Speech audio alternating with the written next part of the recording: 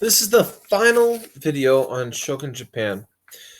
Last video we talked about the Tokugawa period isolating Japan from the rest of the world, cutting off trade except for the Dutch, the Chinese, and Koreans.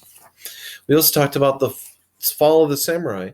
What was so peaceful in Tokugawa Japan that the samurai lost their importance in society. Some of the daimyo who ignored the official closing of the country by trading illegally became very wealthy and gained increasing power that the shogun found difficult to check. The feudal system was also changed. The position of the samurai had declined, the merchant class had grown in power, and the shogun's authority had begun to erode. In addition, the position of the peasants, particularly in rural areas, gradually grew worse and worse. The shoguns had also become less skilled in their leadership and did not exert as much control as they did previously.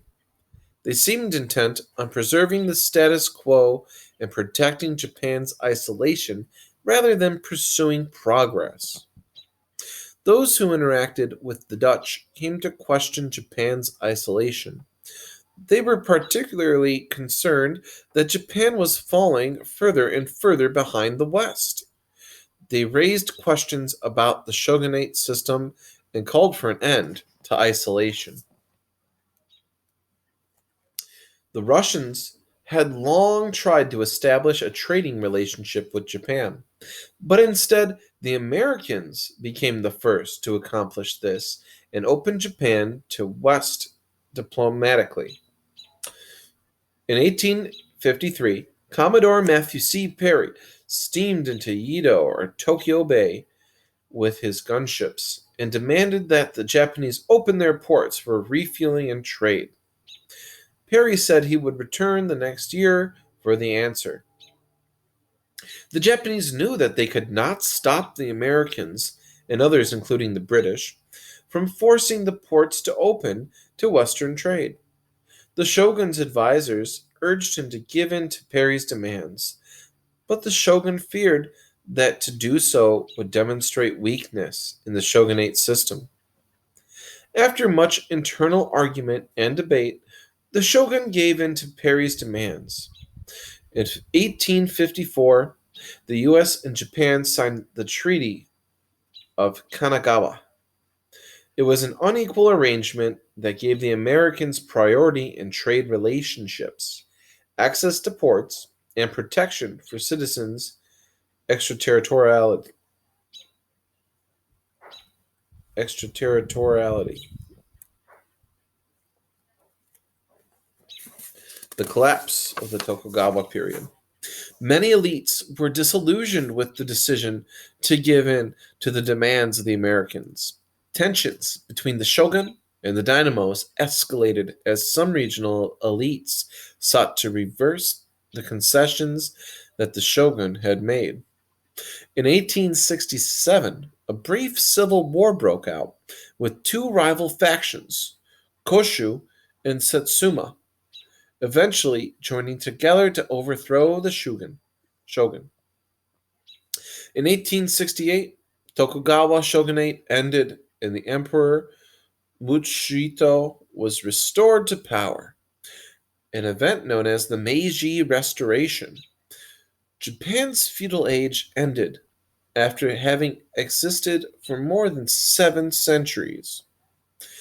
New technologies and industries from the West replaced ritualistic warfare and scripted samurai battles for honor. In one of the saddest periods of Japanese history, the samurai fought one last battle for survival but lost to a modern army equipped with guns. You may have seen the Tom Cruise movie Last Samurai. This is that battle. The Meiji Restoration is very important. It's modern Japan.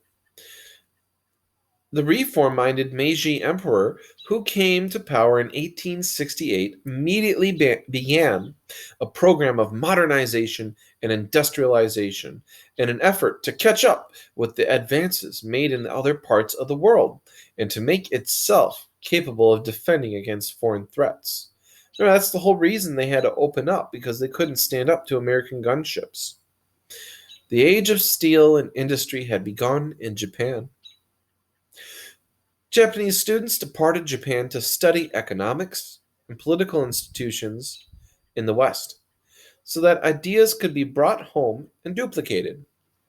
Having been humiliated by the Western powers once, Japan also began to build up their military and create an empire so that they would never again have to undergo that experience.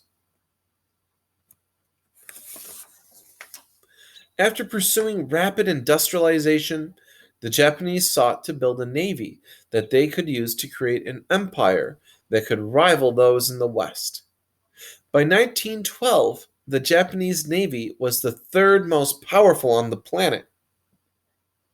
This navy strength would play a central role in Japan's territorial expansion in the 20th century. You'll see Japan turn very imperialist. The Japanese embarked upon a policy of expansion that included victories over Russia and China. Japanese militarism grew consistently during the 1920s and 1930s, actions that ultimately contributed to the outbreak of World War II in the Pacific. These are your final discussion questions on Google Form for the Shogunate Japan Society. We saw it end with the Meiji Restoration, and Japan turns to industrialization and trying to rival the Western powers instead of isolate itself from them.